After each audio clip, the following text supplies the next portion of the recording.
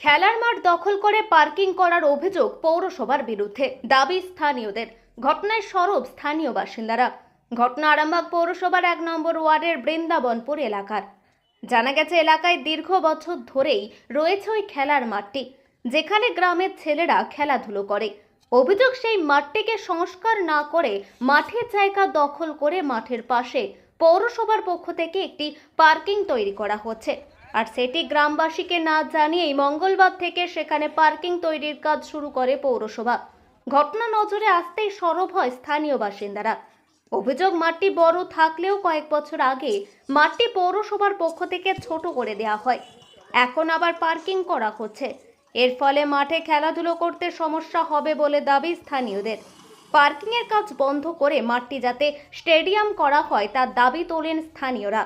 যদিও ওটা যে মাঠের জায়গা তার বৈধ নথি নিয়ে পৌরসভায় যোগাযোগ করা হলে পৌরসভা বিষয়টি বিবেচনা করে দেখবেন বলে জানান 1 নম্বর ওয়ার্ডের কাউন্সিলর।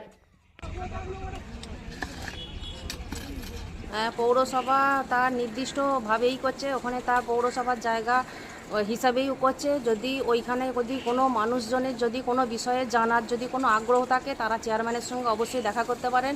যেহেতু এটা পৌরসভার জায়গার অন্তর্ভুক্ত, সেহেতু পৌরসভার নির্দিষ্ট নিয়ম মেনেই এই পার্কিংটা করছে। কত থাকলে সেটাও নিয়ে পৌরসভায় যাক, অসুবিধা কিছু নাই। আর চেয়ারম্যানের সাথে কথা বলুক। আমি এটা জানি, আমি ওটা দেখেছি, আমি এটা শুনছি যে এরকম এটা হচ্ছে। আর মানুষজনের যদি কিছু প্রবলেম হয়েও থাকে, সেটা চেয়ারম্যানের সাথে উনি দেখা করুন, হ্যাঁ ওনারা দেখা করুন, চেয়ারম্যানই সেটা সঠিক সমাধান করে দেবেন। আপনার পরিচয় দিদি? আমি 1 নম্বর ওয়ার্ডের কাউন্সিলর রিতুন কুণ্ডু।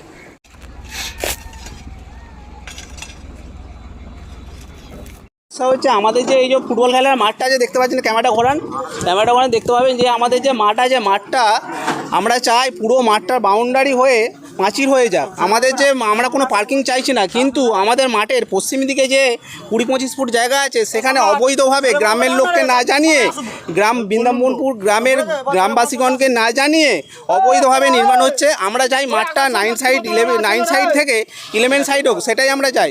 আমরা দিদির কাছে বা অভিষেক বন্দ্যোপাধ্যায়ের কাছে আমরা আবেদন করছি যেন এই মাঠটা কাজ যেন এগিয়ে যায় এবং পাঁচির যেন শেষ পর্যন্ত হয়। আর পার্কিং হলেও যেন মাঠের বাইরে যে জায়গা আছে সেখানে হোক। আমরা চাই মাঠের চারদিকটা পাঁচির হয়ে যাক, সেটাই আমরা চাই। এই পার্কিংটা কারা করছে? পার্কিংটা করছে আরামবাগ পৌরসভা। আমরা আরামবাগ পৌরসভাকে লিখিত দিয়ে জানিয়েছি, পুলিশ থানাকে জানিয়েছি, আরামবাগ পৌরসভাকে জানিয়েছি, এটাই।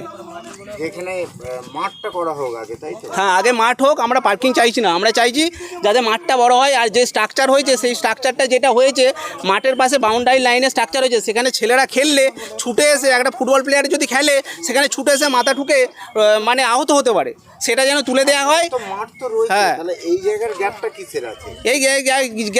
ওই জন্য মানে এই পার্কিংয়ের নামে রাস্তা নির্মাণ হবে। আমার নাম সোমনাথ সূত্রধর।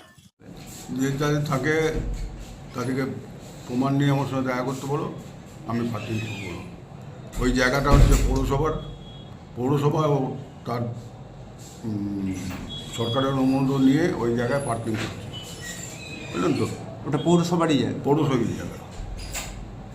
এখন আরামবাগেই রয়েছে প্রাণ আইভিএফ ফার্টিলিটি সেন্টার। নিঃসন্তান দম্পতিদের মুখে হাসি ফোটানোর বিশ্বস্ত প্রতিষ্ঠান প্রাণ আইভিএফ ফার্টিলিটি সেন্টার। দক্ষিণবঙ্গের মধ্যে সর্ববৃহৎ এবং সর্বপ্রথম এআরটি গভর্নমেন্ট রেজিস্টার প্রাপ্ত আইভিএফ সেন্টার এখন আরামবাগেই। অল্প খরচে আইভিএফ পরিষেবা, বন্ধ্যাত্ব চিকিৎসার এক অভিনব অধ্যায়। প্রাণ আইভিএফ ফার্টিলিটি সেন্টার একেবারে অল্প খরচে পুরুষ ও মহিলার বন্ধ্যাত্ব পরীক্ষা, বন্ধ্যাত্ব চিকিৎসা সবকিছুই হয় আমাদের প্রতিষ্ঠানে। সুচিকিৎসার মাধ্যমে মা ও বাবা ডাক শুনতে পারবেন নিঃসন্তান দম্পতিরা।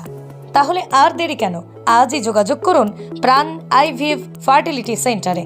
ঠিকানা বসন্তপুর, আমতলা, 2 নম্বর রেলগেট, আরামবাগ, হুগলি। যোগাযোগ নম্বর 7865858781 অথবা যোগাযোগ করুন 7908098172 এই নম্বরে।